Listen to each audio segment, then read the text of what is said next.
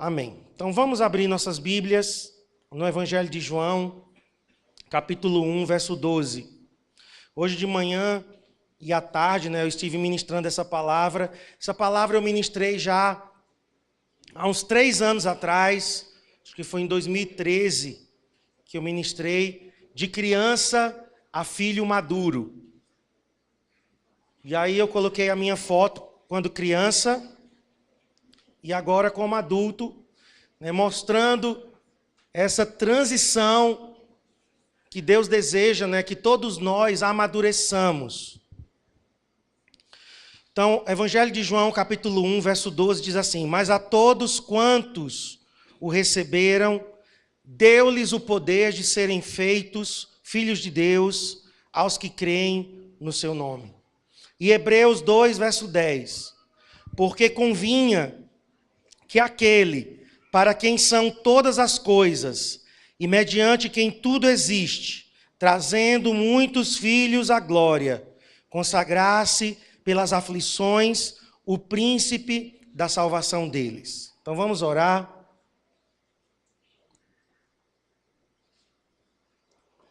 Senhor, em nome de Jesus, me coloco, Espírito Santo, debaixo da tua mão poderosa, que o Senhor me permita falar somente aquilo que está no teu coração. E Deus, que haja nesse lugar também ouvintes atentos, pessoas que querem não apenas ouvir a palavra, mas praticá-la. Senhor, venha quebrando toda cadeia, toda sonolência, toda distração. Oramos para que esse ambiente seja tomado pela tua glória, pela tua presença, assim como foi de manhã, assim como foi à tarde. Eu peço que essa palavra seja poderosa, Senhor, para transformar as nossas vidas. Repreendemos todo espírito de intimidação nesse lugar. Em nome de Jesus, eu declaro que a palavra de Deus vai fluir livremente. Em nome de Jesus, e que vai cair em terreno fértil e vai produzir frutos. Em nome de Jesus. Amém. Nós temos aqui 2 textos. O Evangelho de João 1,12 e Hebreus 2,10. Nós temos ali, olha, que eu grifei. Deu-lhes o poder de serem feitos filhos de Deus. Então nós temos ali, filhos. Aqui embaixo, trazendo muitos filhos à glória. Então, se você analisar comigo no português, você não vai ver diferença. Filhos, em João 1,12, é o mesmo que filhos, pelo menos no português, tá? De Hebreus 2,10. A gente não percebe a diferença, por quê? Pode baixar um pouco esse microfone, por favor. A gente não percebe a diferença porque o Novo Testamento foi escrito não em português. O Novo Testamento foi escrito na língua grega, no grego koiné. E no grego existem 2 palavras diferentes para filhos. Então, somente alguém que conhece e que estuda o texto, que nós chamamos isso de exegese, que é você analisar o texto palavra por palavra, é que você vai perceber que filhos em João 1,12 é uma palavra. Filhos em Hebreus 2,10 é outra palavra. E qual é a diferença? Eu quero mostrar para os irmãos. Quero que você volte agora. Quero que você volte para a minha foto, por favor.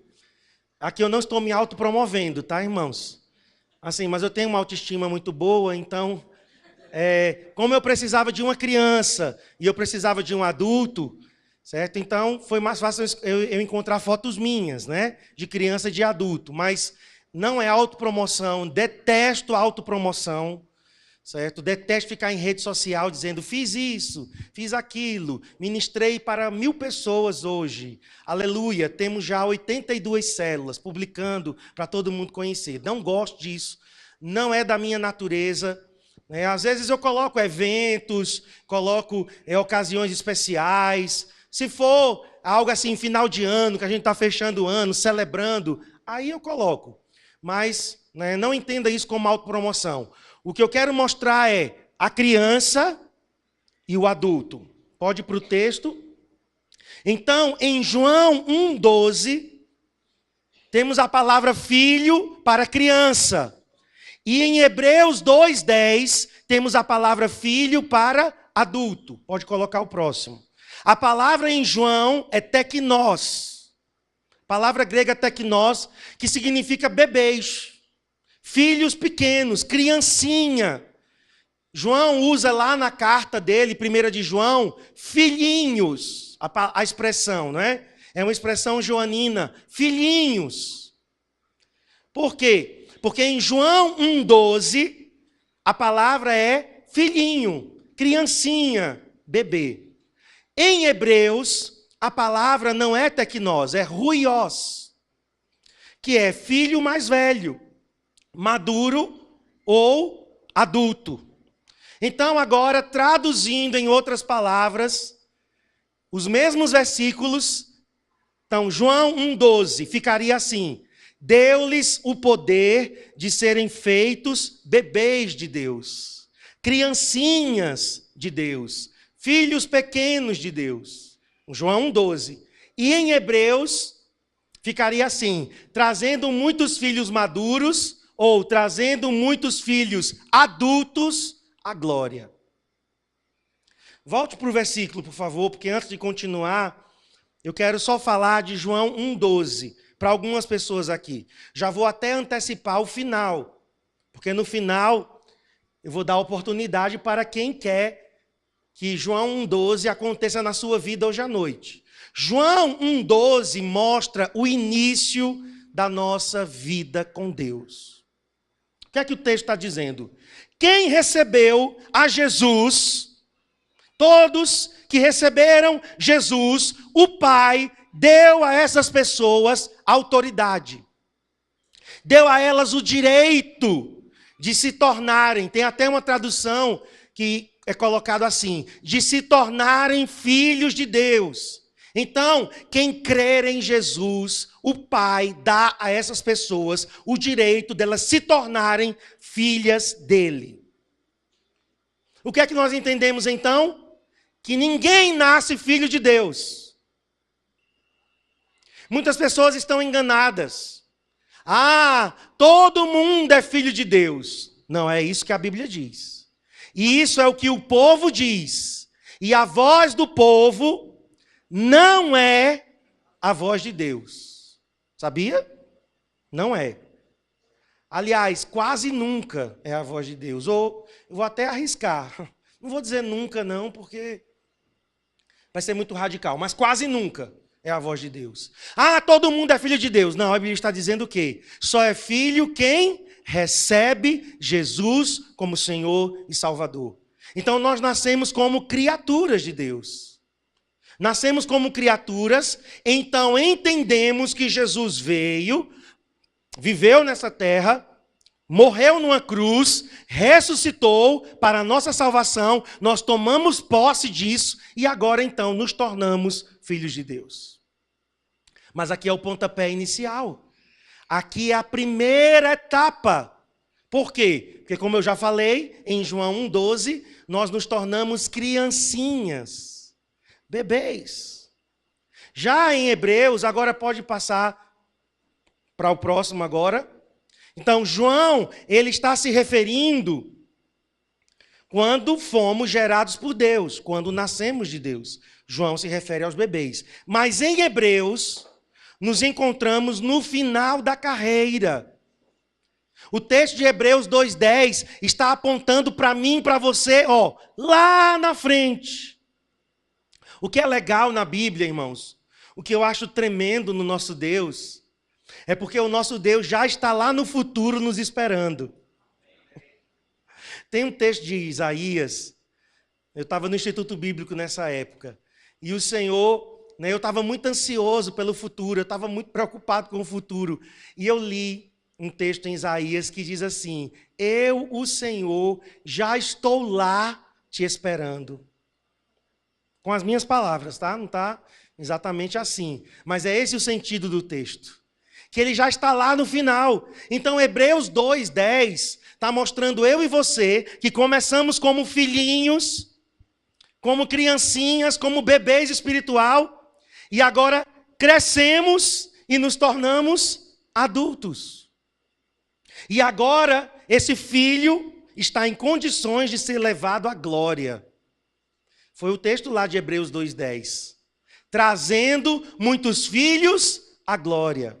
Isso significa que a vontade de Deus não é levar bebês, mas filhos maduros à glória. Amém? Então, se o desejo do coração de Deus é que a gente amadureça, nós temos que nos alinhar com o coração de Deus e amadurecer. Por quê? Porque nós queremos agradar o coração do nosso Pai. É muito lindo você ser pai, você ser mãe. Quem já é pai e mãe aqui sabe da experiência. Eu lembro quando Cristiane ficou grávida de Adriel, eu recebi a notícia assim, ela foi fazer o exame, né, o beta-HCG, com uma irmã, com a Nádia, e aí ela trouxe o resultado do exame, colocou em cima da cama com um pazinho de sapatinho de bebê. Eu não estava em casa.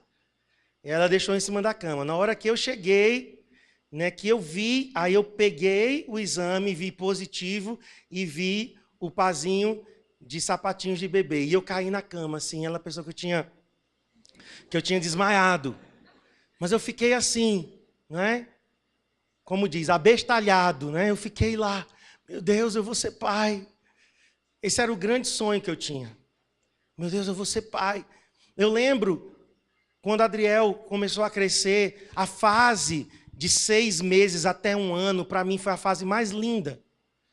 Quando ele começa a engatinhar, quando ele começa a sorrir, reconhece a voz do pai, da mãe, começa a dizer as primeiras sílabas, as primeiras palavrinhas, e começa a andar, é muito lindo. Eu apertava muito a bochecha, até estava dizendo, olha, se criança falasse, ela ia reclamar muito, porque os adultos apertam e sacodem, né? E assim, é muito lindo isso. Mas, irmãos, o que eu mais queria, apesar de um bebê ser muito lindo, o cheirinho de bebê é muito gostoso, aquela pelezinha bem lisinha, mas eu não queria que meu filho fosse eternamente um bebê. Eu queria que meu filho crescesse. Se Adriel chegasse aos 3, 4 anos sem andar, sem falar, eu levaria ao médico e diria, estou preocupado, doutor, porque meu filho não cresce. Meu filho já era para estar andando, já era para estar falando, e não está. Tem alguma coisa errada com essa criança. Então o sonho de todo pai, de toda mãe é o quê? Que seu filho cresça. Apesar do bebê ser, coisinha bonitinha, assim, cheirosinho, fofinho, mas você não quer um bebê com você o tempo, assim, o resto da sua vida. Você quer que um filho cresça. Queridos, esse é o desejo do coração do nosso Pai. Nosso Pai Celestial quer que cada um aqui nesse auditório cresça. Amém? Ora, se esse é o coração do desejo do nosso Pai, nós como filhos obedientes, nós como filhos que queremos agradar o nosso Pai, nós também queremos crescer.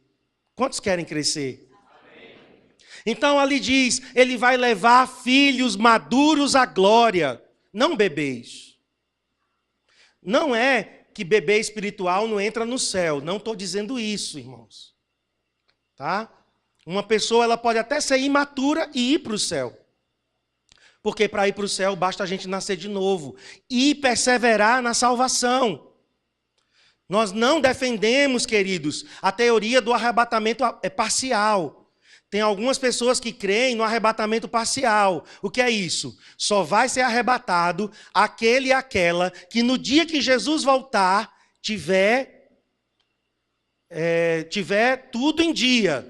Não pode ter pecado naquele dia. Se você pecar, no dia que Jesus voltar, você fica. E a Bíblia nos diz isso. Então nós cremos que quem nasceu de novo é filho de Deus, foi incluído no corpo de Cristo, essa pessoa então entra num processo de santificação, e no dia da vinda do Senhor, a igreja será arrebatada. Todos os filhos serão arrebatados. Mas olha, queridos, apesar de todos irem para o céu, Deus deseja que no dia da vinda de Jesus, nós não sejamos mais como crianças. Esse ano agora, de 2017, em julho, ou esse mês agora de julho, eu estou completando 29 anos de convertido. Algumas pessoas, que é isso? Cristiane completou semana passada 30 anos de convertida. Então, eu vou dizer com quantos anos eu me converti. Tá? Me converti com 14 anos. Então, já fez as contas aí, já sabe que eu tenho 43, ou vou fazer, né?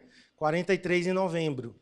Agora imagina, irmãos, eu, 29 anos depois de ter conhecido a Cristo, e ainda no mesmo estágio espiritual. Seria estranho? Sim ou não? É a vontade de Deus? Não, mas acontece com muitos crentes. Acontece. Acontece. Antes de eu falar um pouco mais sobre a maturidade espiritual, já que nós somos espírito, alma e corpo, né, até lá em Petrolândia a gente viu uma ilustração muito legal da Andréa Vargas. Queridos, muitas vezes nós crescemos fisicamente, nos tornamos adultos, desenvolvemos características de adultos, né? Temos já os caracteres sexuais bem definidos. Podemos até nos reproduzir, mas não significa que somos maduros. Existem pessoas imaturas, tanto espiritualmente quanto emocionalmente. Eu não vou me deter no aspecto emocional, porque não é o objetivo da palavra, mas só vou abrir um parêntese aqui. Eu tinha 21 anos de idade, mas eu me comportava como uma criança. No máximo, eu me comportava como um adolescente, apesar de ter 21 anos de idade.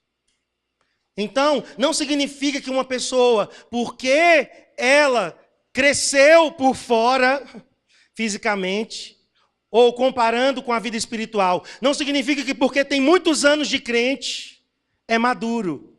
Uma coisa não é sinônima da outra. Nós podemos ter muito tempo de igreja e sermos imaturos. O que Deus está querendo dizer a mim e a você? Amadureçam. Cresçam. Eu quero levar vocês à glória. Eu quero que vocês continuem a crescer na minha graça e no meu conhecimento.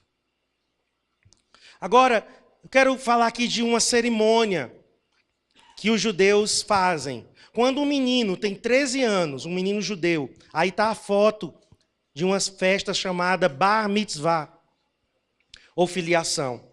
Quando o menino ele completa 13 anos, na cultura judaica, ele então é considerado oficialmente um filho maduro, com plenos direitos de herança e de governo no meio da sua casa. Então os pais faziam uma festa, aquele menino agora, ele está emancipado. Claro que ele não tem todos os direitos, né?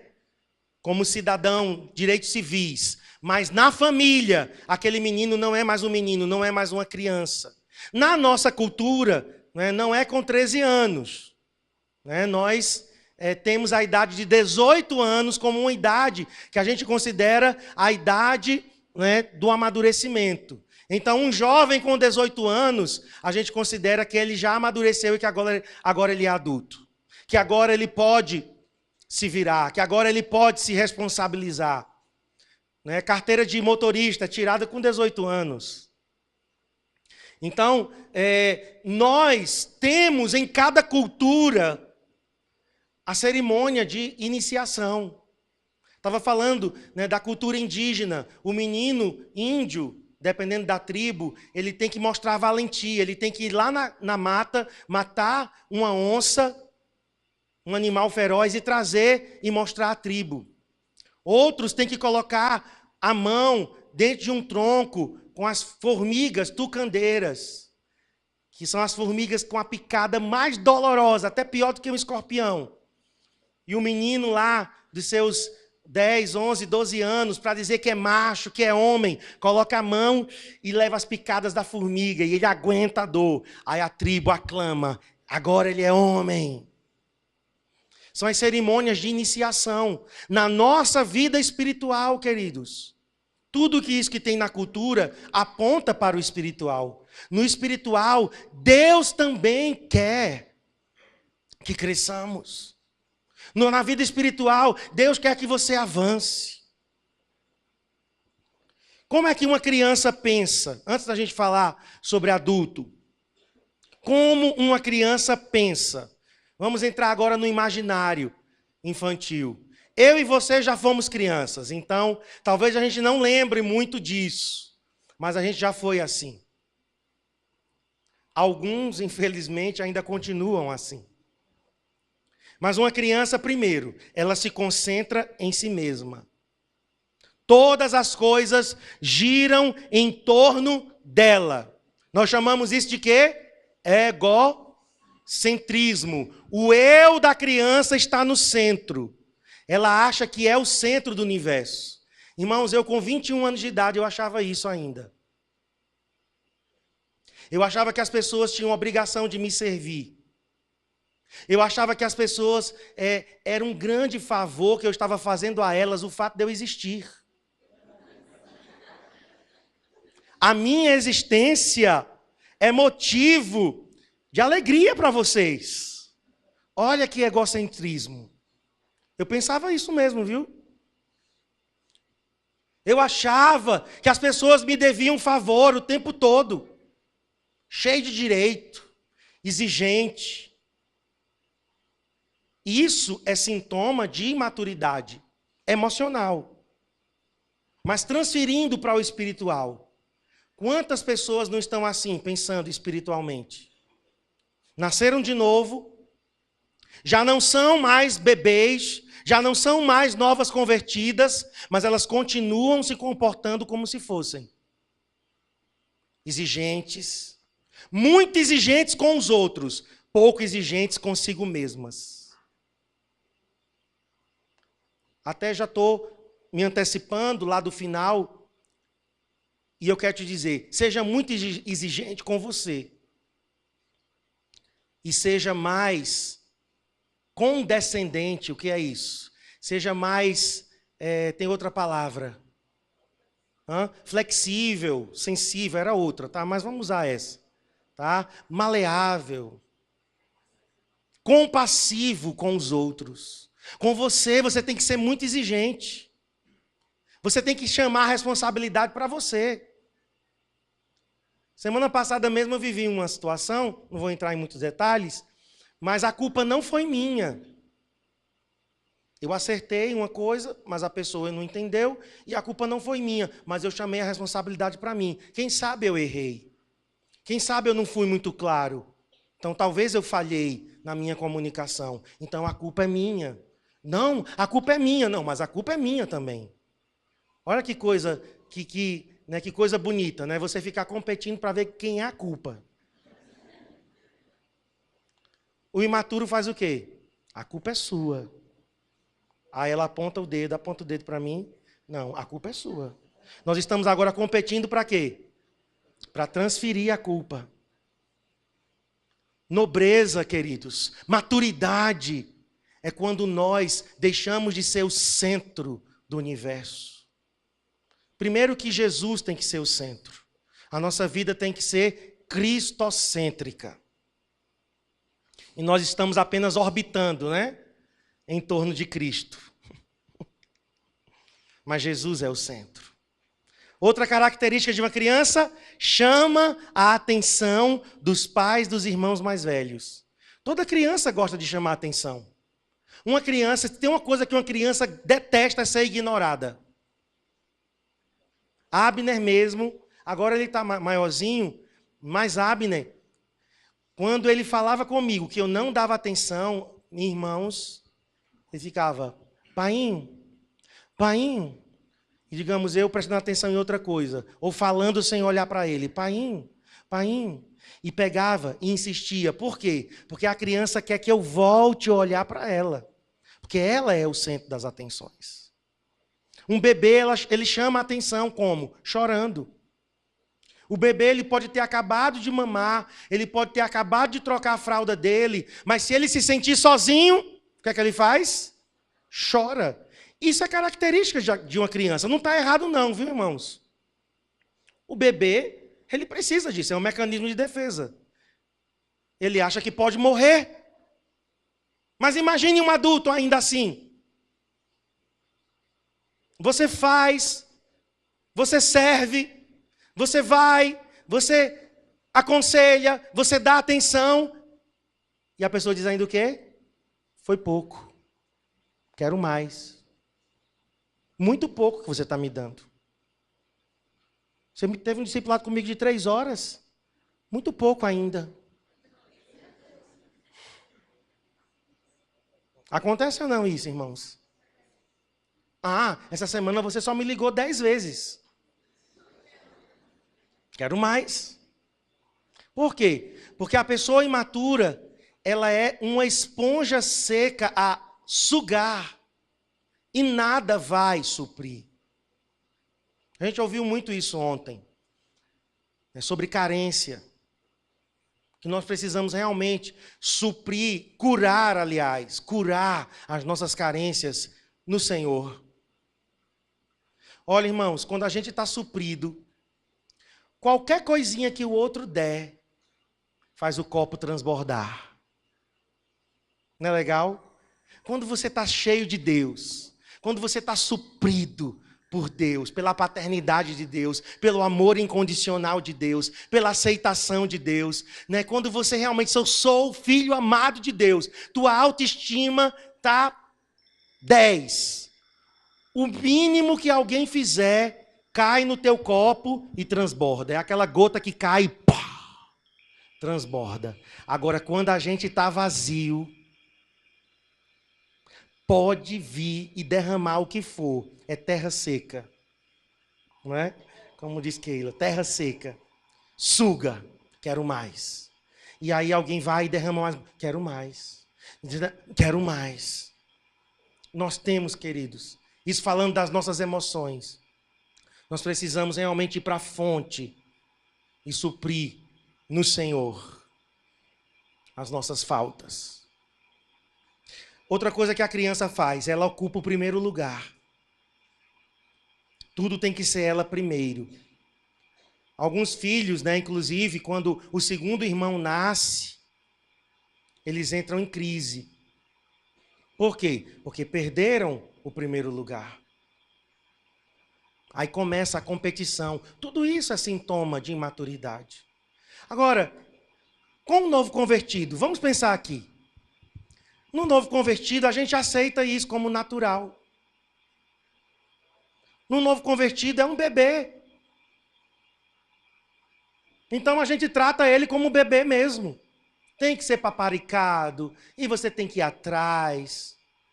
Pastor Eibe ele diz até o seguinte: com crentes carnais, com crentes imaturos, na hora você coloca a chupetinha na boca, você dá a mamadeira, né? Tá fazendo birra, sapateando, aí você vai lá, faça isso não, bebê. Você é amado, viu? Você é amado. Aí vai lá, aí depois então você corrige. Isso é o que a gente deve fazer. Agora, irmãos, é muito feio quando a gente é que faz isso. Quando nós é que somos o bebezão. Eu já fui um bebezão. Eu já fiz birra, eu já sapateei. Eu já joguei coisa no chão. Também não quero mais. Já fiz isso. Eu lembro que eu era pastor. Já era pastor. Nós éramos consagrados, íamos ser consagrados naquele ano. E nós fomos morar próximo à igreja. A igreja era ali ainda, né? Na Jacuim Távora, e nós fomos morar num apartamento ali que hoje é a Funerária Areias, em cima. Não era funerária na época, era uma sorveteria. E eu disse a Cristiane, olhe, eu não quero ninguém da igreja vindo aqui, viu? Crente é folgado. Crente é folgado. Crente tem água na igreja, ele quer tomar água na casa do pastor. Tem banheiro na igreja, querem fazer cocô no banheiro do pastor. Sacristiano, dia de sábado não recebo ninguém aqui, viu? Pode bater lá embaixo, porque tinha uma escada, era no primeiro andar. Pode bater lá embaixo que eu não atendo. Que é meu dia. É meu dia, é minha folga. Eu vou dormir até meio-dia. Diga, que feio. Vamos, diga. Que feio. Que imaturo. Que egoísta. Mas eu era assim. Já tinha muitos anos de crente. Já estávamos pastoreando. Íamos ser consagrados naquele ano, no final daquele ano. Mas eu era assim. Então, queridos, Deus está nos chamando para a gente alargar o nosso coração. Eu lembro que esse processo foi bem doloroso na minha vida para arrancar o egoísmo, né? Deus ainda está trabalhando, irmãos. De vez em quando eu ainda me pego com atitudes egoístas. Especialmente quando eu estou com sono, quando eu estou cansado, quando eu estou com fome. Olha, um homem com fome... Ai, ai, ai. O rei estômago é que manda, né? Aí você vai fazer um jejum e você fica mal-humorado que está fazendo jejum. Ninguém nem entende, né? Por que é isso, né? A pessoa mal-humorada. Quantas vezes eu já me peguei assim? Eu com raiva de alguma coisa. Meu Deus, eu estou com raiva de quê? Não sabia. Ah, eu estou em jejum. Chateado. Quantas vezes, irmãos, nós temos essas atitudes? Agora, vamos ver aqui, 1 de João 2,13, que mostra os 3 estágios. Eu vou ler do final para o início do versículo, tá? Eu vou inverter a ordem. Eu vos escrevi, filhos, crianças, bebês, filhinhos, bebezinhos. Eu vos escrevi, filhos, porque conheceste o Pai. Aqui nós temos o primeiro estágio. Nascimento, novo nascimento. Nós começamos aqui. Mas o segundo estágio é jovens. Jovens, escrevo-vos, porque venceste o maligno. Então já não é mais uma criancinha. A palavra agora é de alguém que já amadureceu mais um pouco. Qual é a ideia aqui? Não é um adulto, mas é um jovem que já pode se responsabilizar por outro. Pode começar o exercício do cuidar de outro. E termina em cima, que eu inverti a ordem, pais, escrevo-vos porque conheceste aquele que é desde o princípio. Pais, então, está mostrando o quê? Pode colocar o próximo. Os pais são aqueles que alcançaram a maturidade. São filhos que nasceram bebês espirituais, todo mundo aqui nasceu como bebê espiritual, eu já fui bebê espiritual, você também nasceu de novo e era um bebê espiritual, mas alcançaram a maturidade. Um pai é aquele que pode gerar outros na fé. Eu te pergunto, e responda só para você. Você tem gerado outros na fé? Você tem se reproduzido na vida de outros? A sua vida tem se estendido para outros? Quando você olha ao seu redor, existem pessoas que estão crescendo por causa do seu investimento na vida delas? Se a resposta for sim, então você está no caminho da maturidade. Agora, se a resposta for não, há esperança para você. Porque hoje Deus está te desafiando a você tomar a atitude de crescer. Não há maior alegria, irmãos. Não há maior prazer do que você gerar outros na fé. Olha, eu posso te garantir, é melhor você gerar outros na fé e ter a alegria de gerar filhos do que você passar a vida inteira e não gerar ninguém. É uma tristeza. Esse foi o clamor de Raquel, não foi? Dá-me filhos, senão eu morro. Por quê? Porque ela sabia que ela precisava gerar vida. Uma pessoa estéril na cultura judaica era uma maldição. A gente vê Ana, Raquel, Sara.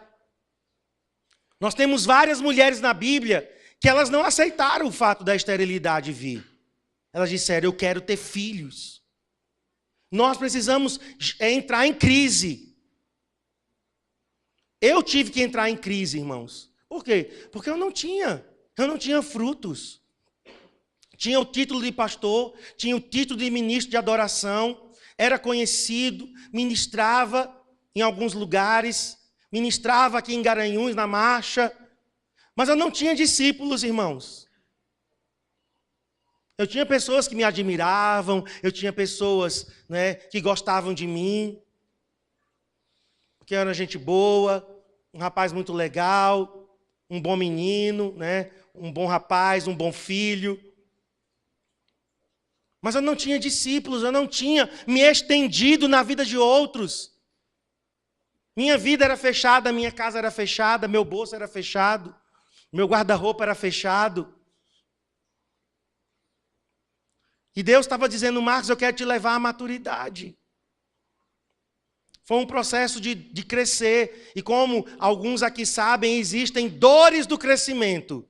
Alguém aqui, ali por volta dos 10, 11, 12 anos, sentiu dores no corpo porque você estava crescendo? Alguém sentiu?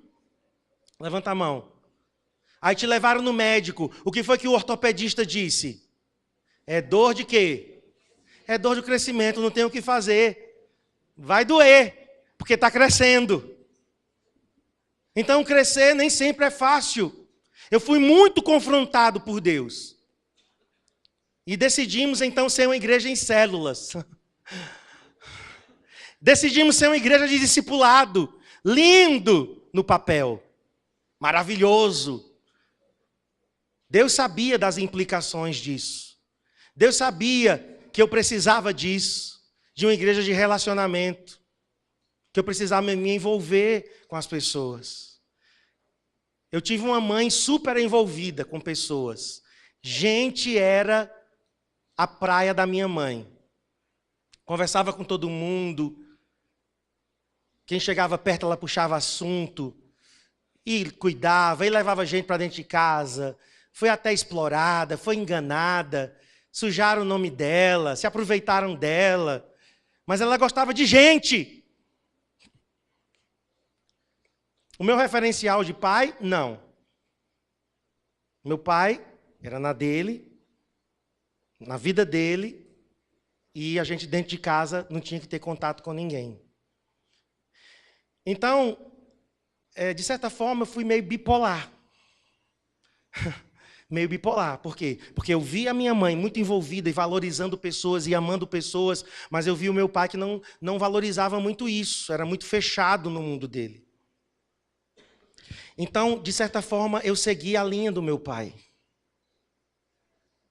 Mas aí, eu converti, eu nasci de novo. E eu recebi o chamado de Deus para cuidar de pessoas. Como cuidar de pessoas sem se envolver com elas? Tem alguns pastores que conseguem. Não sei como, mas alguns conseguem. Não, eu sou pastor de ovelhas, mas eu não me envolvo com nenhum. Assim, se envolver no sentido de participar da vida das pessoas, né, de convidá-las para participar de sua vida. Então eu tive que decidir. Então foi uma luta contra mim mesmo. Mas o MDA me ajudou muito nesse sentido. De começar a discipular, de ter que ouvir as pessoas. E eu comecei a ser confrontado, porque eu ouvia e eu tinha que praticar. Eu não conseguia muito falar de mim mesmo. Mas eu via os meus discípulos falando, então eu tenho que falar. Eu tenho que praticar. Então isso me ajudou muito, irmãos. Está sendo uma escola. Vocês têm me ajudado. Vocês têm me ajudado a ficar cada vez melhor, a me tornar melhor. Que bênção, que a família é isso, a igreja é uma família. Então o pai é aquele que pode gerar outros na fé. Um filho maduro que pode cuidar de outros, como se fossem seus filhos. Eu não defendo criança cuidando de criança. Não pode.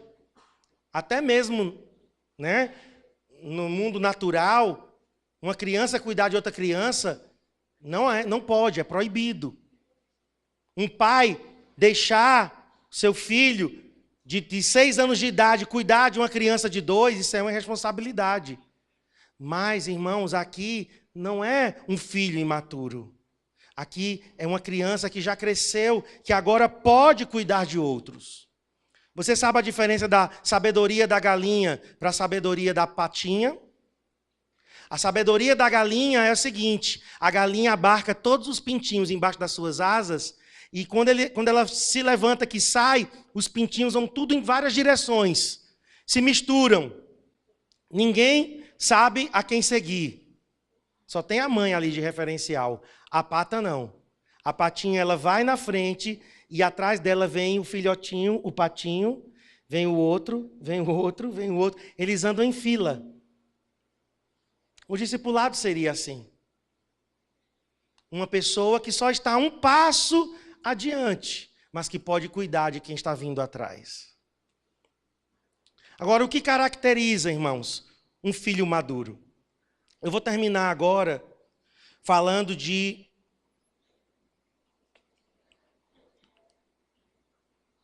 9 características de um filho maduro. Enquanto eu falo, eu queria que você se autoanalisasse. Imagina agora, mentalmente, que é uma lista e que você vai colocar X nos itens que eu falar. Nós vamos precisar procurar na Bíblia as referências, tá certo? Primeira referência é 1 João 2,14. O que caracteriza um filho maduro? Primeiro, ele conhece aquele que é desde o princípio. Primeira característica de maturidade, intimidade com Deus. Primeira característica de maturidade, qual é? Vamos lá? Primeira característica de maturidade, intimidade com Deus. Conhecer aqui não é conhecer na teoria. Poucas vezes na Bíblia conhecimento é teórico. Sabia? Até no Antigo Testamento, conhecer dá a ideia de conhecimento prático, experimental. O verbo conhecer, por exemplo, Provérbios 3 diz assim: conhece, reconhece o Senhor nos teus caminhos e Ele endireitará as tuas veredas. Sabe o que é o verbo conhecer ali? É o equivalente ao verbo ter relação sexual. É o verbo conhecer intimamente. Que coisa linda. O Senhor não quer um conhecimento teórico. Ele não quer teólogos apenas. Os teólogos são importantes? São. Mas os teólogos não conhecem Deus de forma prática. Você precisa ter as suas experiências com Deus. Pais, eu vos escrevi porque vocês conhecem aquele que é desde o princípio. É um conhecimento mais profundo. Muitos crentes só têm experiência dos outros para contar. Ah, eu vi um testemunho de fulano de tal, que aconteceu isso, isso e isso com ele. Ah, eu ouvi falar de uma cura de não sei de quem. Eu ouvi falar que uma pessoa experimentou um milagre no casamento. Eu ouvi falar que não sei quem. Ei, e as suas experiências com Deus? Qual o testemunho que você tem para contar? É muito bom ouvir testemunhos dos outros, mas melhor é nós termos os nossos testemunhos. Você precisa ter suas experiências. Então, primeira característica de um filho maduro, conhecer. Conhecer intimamente. Segunda característica, ele é guiado pelo Espírito Santo. Romanos 8,14 diz: todos os que são guiados pelo Espírito de Deus são filhos de Deus. A palavra ali, filhos, é ruiós.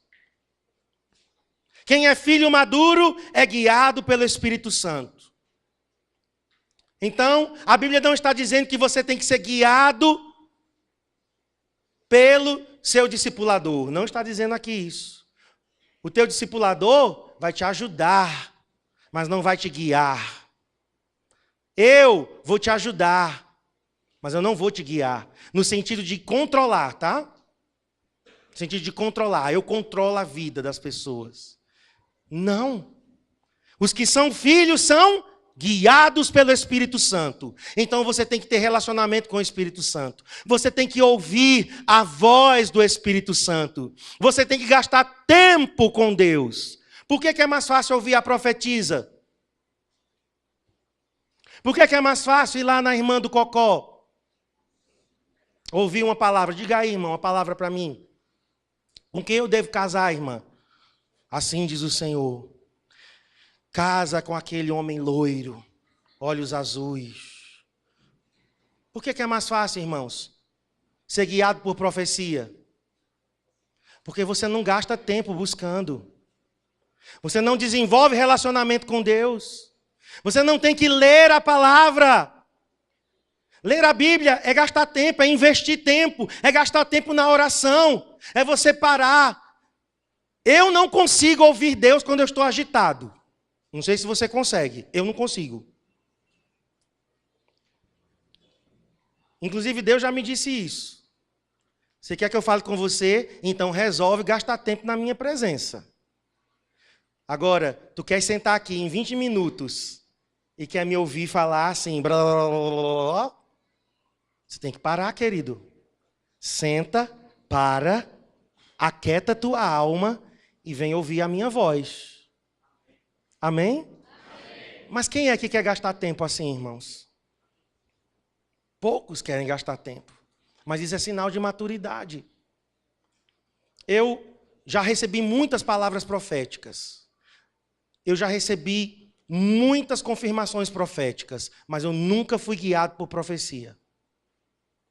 Nunca. Eu lembro que em 95 nós tínhamos noivado. E tínhamos vindo a Garanhuns, noivamos lá na Bolívia. A gente noivou na Bolívia. Né? Somos internacionais. Pelo menos o nosso noivado, né? Não foi em Miami, mas foi em Santa Cruz de la Sierra. Tudo bem. Mas foi chique, não foi? Um lugar lindo, maravilhoso, bem friozinho. Estávamos super nervosos. Eu tomei 2 copos de suco em 1 minuto. Aí noivamos, viemos para o Brasil, noivamos em Garanhuns, voltamos para Brasília, porque nossas coisas estavam lá. Quando eu cheguei em Brasília, eu disse, Cristiane, que a gente não tinha certeza ainda, disse, Cristiane, nós vamos voltar para Garanhuns. Marcos, não. O último lugar que eu quero ir é para Garanhuns. Eu não quero mais voltar para Garanhuns. Desde que eu saí de lá, eu disse para mim mesmo que eu não volto. Digo, mas eu acho que nós vamos voltar. Vamos ouvir a voz de Deus. Fomos buscar o Senhor no nosso tempo a sós. O Senhor começou a falar e confirmar. Fomos então para um batismo da igreja, lá que nós fazíamos parte. E tinha uma irmã do Reteté lá. Eu gosto delas. Aí a irmã me olhou de longe com o Cristiano e disse, vocês dois, vem cá. Aí nós chegamos perto, ela disse, vocês estão para fazer alguma viagem? Eu disse, estamos. Pois olha, o Senhor mandou dizer que a mala é grande. Oh, aleluia. A mala é grande, diz o Senhor. Foi assim não, irmãos. Ela disse, olha, essa viagem não é uma viagem de vocês irem e voltarem. É uma viagem de vocês irem de mudança. Eu vi uma mala grande de mudança. Pronto. Nós já estávamos ouvindo a voz do Espírito Santo. Nós já estávamos sendo guiados pelo Senhor. Havia já convicção no nosso coração. Embora Cristiano estava um pouco relutante, eu também estava. Eu tinha muito medo de voltar para Garanhuns, porque eu sabia que aqui tinha os meus inimigos espirituais. Eu sabia que eu estava voltando para o contexto de onde eu tinha saído alguns anos atrás. Então eu estava relutante, mas eu tinha uma palavra e eu sentia paz. Então aquela palavra da irmã não foi direção, foi confirmação. Aí nós fomos conversar com a nossa amiga, Ludmila Ferber. Olha, uau. Mas é melhor, né? Estava dizendo de manhã, né? De tarde, né? As pessoas, oh, amigo de Ludmila. Melhor você ser amigo de Deus. Né? Tem mais valor. Mas a gente ama a Ludmila e nós éramos muito amigos delas.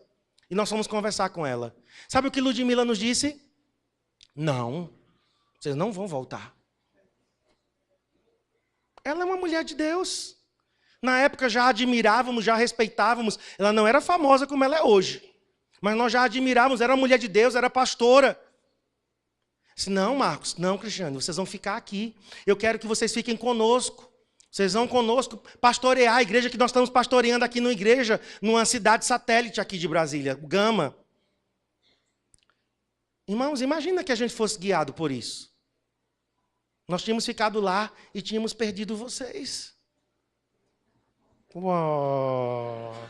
Gostaram, né? Dessa parte.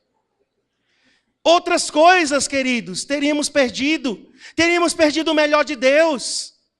Não somos guiados por homens. Homens nos aconselham, homens mostram talvez o caminho, mas a gente nunca pode ser guiado. Como discipulador, nunca diga o que a pessoa tem que fazer, nunca. Faça isso, não. Você pode assim dizer, olha, eu no seu lugar, eu penso que talvez, quem sabe, com muita cautela você diz, talvez isso. E a pessoa escolhe. Por quê? Porque a responsabilidade é dela. Se der certo, a responsabilidade é dela. Se deu errado, a responsabilidade é dela. Ela nunca vai mudar a culpa nos outros. Eu voltei. Entrei em crise, irmãos, várias e várias vezes. Fomos pastorear em São João. Então, quando eu lembrava, eu deixei Brasília. Por São João, Deus.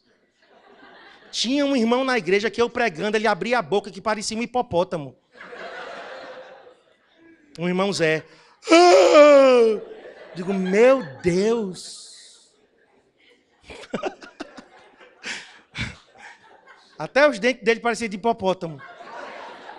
Digo, meu Deus. Eu deixei. Eu chorava. Eu ligava a televisão de sábado de manhã. Cristiane sabia. Era uma tortura. Porque a nossa igreja tinha um programa na televisão. De onde eu saí. Olha a Ludmila lá cantando. Ela pediu para ficar, eu não fiquei. Aí o Espírito Santo dizia, cala a tua boca. Lembra do que eu falei contigo? Aí eu, Senhor. O Senhor falou comigo.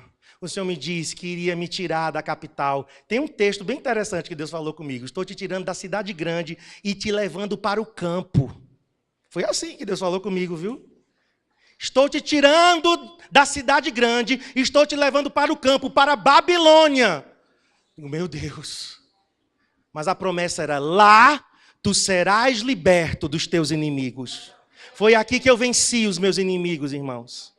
Aqui eu rompi na minha vida ministerial, sentimental, rompi na minha vida intelectual. Foi aqui. Garanhuns para mim era um exílio. Se tornou a minha terra de exílio, mas se tornou a minha terra de vitória, de libertação. Porque eu ouvi a voz de Deus. Então eu não tinha que me queixar.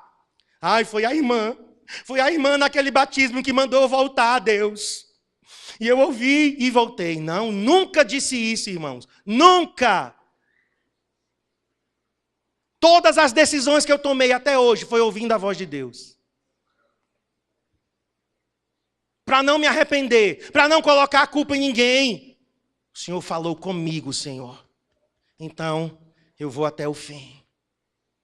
Outra característica, queridos. Eu me empolguei, né? Vamos lá. Terceira característica de um filho maduro. Sabe controlar a língua. Esta fera, que dentro da nossa boca fica assim, ó. Ai, eu quero falar, eu quero falar. Eu preciso dizer alguma coisa. Nem sempre precisamos falar e dizer. Olha, irmãos, eu que não falo muito, já pequei muito falando errado, falando da maneira errada, falando na hora errada, falando para a pessoa errada. Eu imagino quem fala muito, coitado. Eu tenho muita misericórdia de quem fala muito. Por quê? Porque a gente erra demais. Uma vez eu cheguei para uma irmã lá na Bolívia, ela disse, Marcos, ouve a minha voz. Eu digo, canta. Ela começou a cantar. Eu disse, Tânia, eu se fosse você, eu não cantava, porque a tua voz é uma voz de arara. Assim, irmão, seco, cru, implacável, cruel. Eu digo mesmo. Eu falo a verdade na lata. Não tem gente que é assim, né? Falo. Aí ela não disse nada. 2 anos depois eu recebo uma carta dela. 1 ano depois. Eu já estava no Instituto Bíblico. Ela mandou uma carta para mim. Marcos, naquele dia você quase me mata. Suas palavras entraram em mim e quase me matam. Eu só não morri porque Deus me falou diferente. Mas tenha cuidado com as suas palavras. Escrevi uma carta de volta para ela, me humilhando e pedindo perdão e prometendo para mim mesmo que eu não repetiria isso mais com ninguém.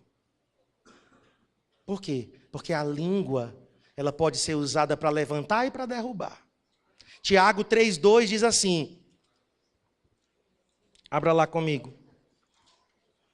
Porque todos tropeçamos em muitas coisas. Se alguém não tropeça no falar, é maduro. Quantos maduros temos aqui? Pela fé, aleluia! Amém?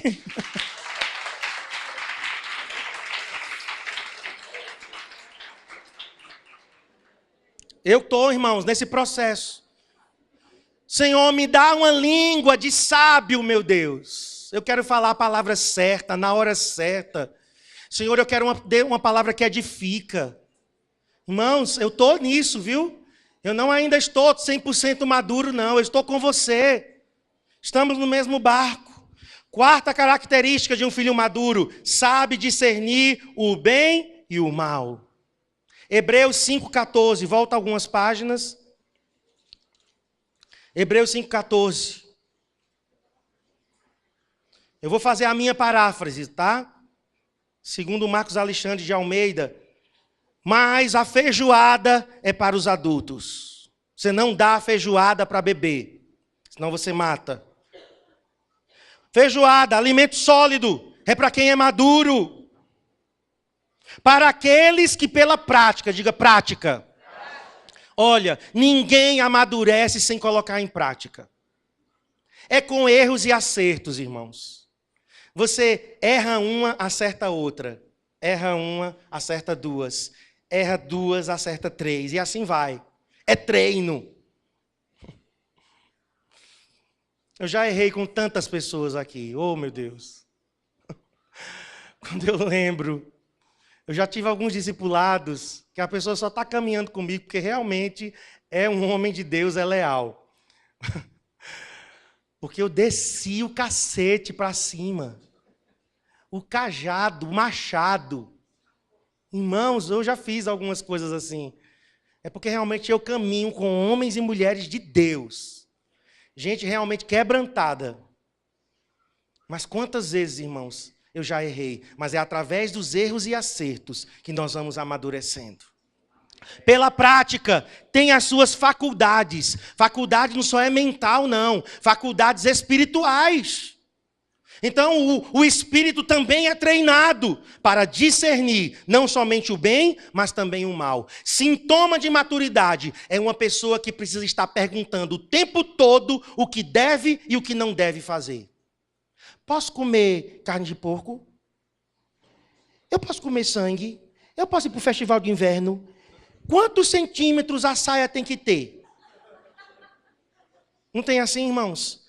Tem gente que a gente teria que fazer um manual de 300 milhões de regras para ela seguir. Não tem isso, viu? Vida verdadeira com Deus não é assim. É você se exercitando nas suas faculdades espirituais. É você amadurecendo, ouvindo a voz de Deus.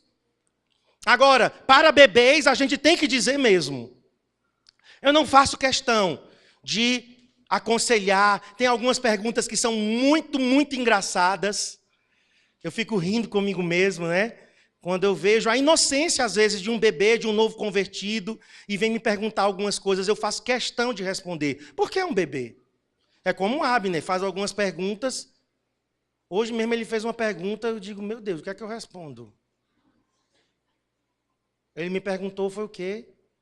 De onde é que vem o petróleo? Aí eu, de restos de plantas e de animais. Ah, tá. Então, a gente vai então agora pegar um monte de resto de planta de animais, vamos botar debaixo da terra para fazer brotar petróleo. É uma criança. Então eu tenho que descer no nível dela. Agora, muitas vezes, irmãos, uma pessoa que já tem tantos anos de crente, ainda querendo saber se vestido de bolinha pode ou não pode. Irmãos, você tem que desenvolver um relacionamento mais profundo com o Espírito Santo. Aguçar mais o seu discernimento espiritual. Um crente que tem discernimento espiritual, o próprio Espírito Santo vai lá e fala, tira essa roupa, porque essa roupa não me glorifica. Não é mais lindo isso, irmãos? Do que alguém ter que chegar para você e dizer, essa saia está muito curta, esse decote está muito escandaloso. Bastava você ouvir o Espírito Santo. Essa época de festival de inverno, né? Eu acho que é um teste, eu gosto. Eu gosto disso. Tem gente que tem que ser testado mesmo. Sabe para quê? Olhe para mim, no meu olho. Você tem que saber o que é que você quer da sua vida. Você tem que saber. Você quer Jesus ou não quer? Quero. Então, você precisa se apegar a Ele e viver uma vida santa que glorifique a Ele. Amém? Mas as pessoas querem que a gente coloque limites. Alguém quer que eu chegue aqui. Estão proibidos até de passar. Aleluia.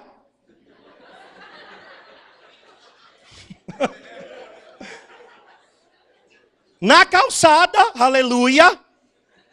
Da Esplanada Mestre Dominguinhos. Ou proibidos. Vocês não vão ouvir eu falando isso nunca.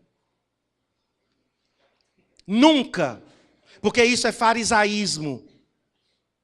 Isso é criar uma geração de bebês, de imaturos. É você que tem que saber que aquele lugar não te cabe mais. É você que chega a essa conclusão. Como? No teu tempo a sós com Deus. Crente pode ouvir ou não pode ouvir música do mundo? Se você quiser, você ouve. Agora eu quero te dizer, se você tem discernimento espiritual, aí você vai compreender o que edifica e o que não edifica. Estão entendendo, irmãos? Os judeus caíram nesse erro. Eles criaram 513 regras no Talmud. Pegaram a lei de Moisés e destrincharam em 513. Hoje, quantas regras seriam necessárias? Pastor, então a gente não pode mais pedir orientação? Não, irmãos. Não estou dizendo isso. Semana passada eu liguei para o meu pastor. Eu tinha que tomar uma decisão no meu trabalho, eu liguei para ele, contei a situação, ouvi o que ele tinha para dizer, ele me deu conselhos, ouvi, contei a Cristiane, ouvimos, oramos, mas a decisão final foi minha. A decisão final foi minha, mas eu ouvi os conselhos. Então, eu não estou falando aqui de uma pessoa também que vai ao extremo, não ouço mais ninguém, só ouço o Espírito Santo. Não, não é isso. Eu creio que os irmãos estão entendendo o que eu estou falando, amém? Para a gente finalizar, uma pessoa madura, ela é generosa. Generosidade é característica de maturidade. Uma pessoa pronta para dar a sua vida por outros. João 10:18, Jesus disse, ninguém tira a minha vida, eu mesmo a dou. Eu mesmo a dou. Ou seja, quando eu chego num ponto que eu penso mais nos outros do que em mim, eu atingi a maturidade. Quando as minhas orações dizem respeito mais às pessoas do que a mim mesmo, significa que eu estou no caminho da maturidade. Generoso. A alma generosa. Olhe, abra seu guarda-roupa. Abra a sua despensa. Abra a sua sapateira.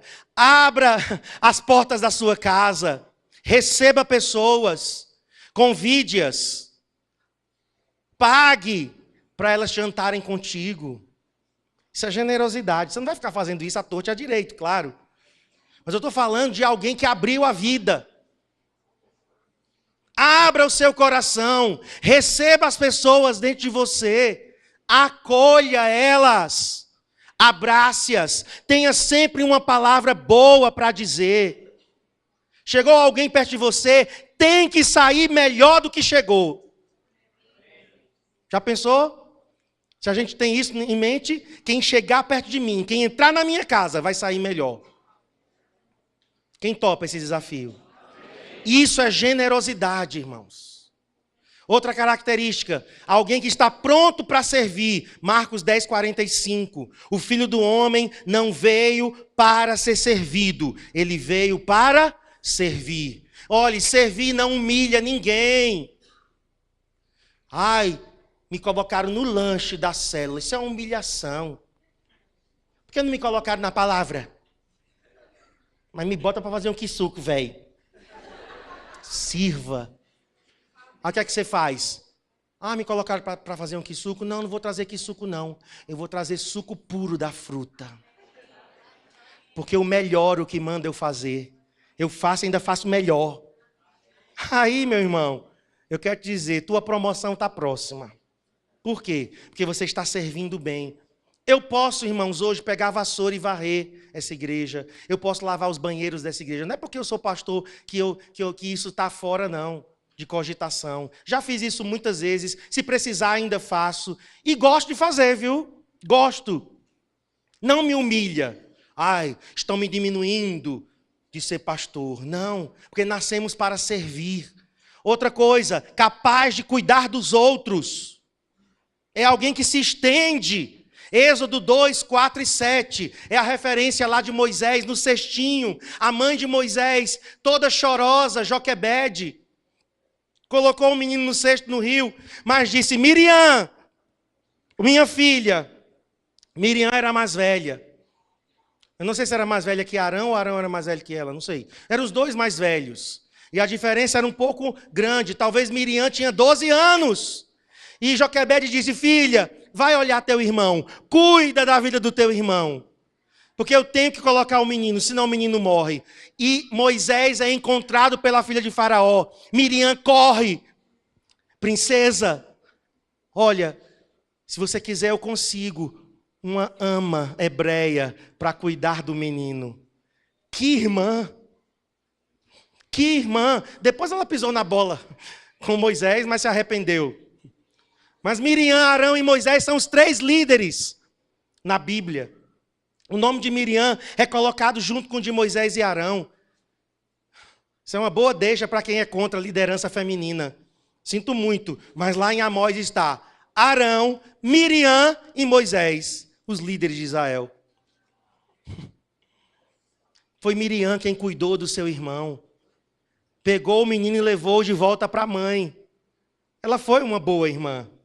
É alguém maduro, está em condições de assumir responsabilidades. 1 Coríntios 4:2 diz, o que se requer dos mordomos é que sejam encontrados fiéis. Olhe para mim, teu líder pede para você fazer um telefonema e você não faz. Teu líder pede que você vá visitar uma pessoa e você não vai. Meu Deus, se alguém não consegue ser responsável numa tarefa pequena, como que vai ser numa grande? Então a gente está querendo status. Então a gente não está querendo servir.